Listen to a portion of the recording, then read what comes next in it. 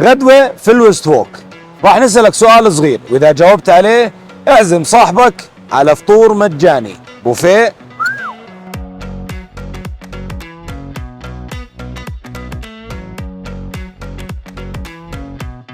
ما هو الشيء الذي يتحدث جميع لغات العالم؟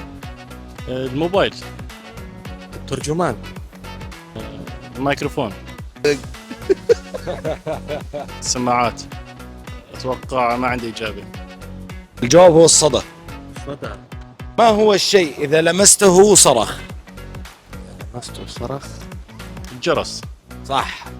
الجرس. إجابة صحيحة. أي بلد ولد النبي إبراهيم عليه السلام؟ فلسطين. في العراق. صحيح. إجابة صحيحة.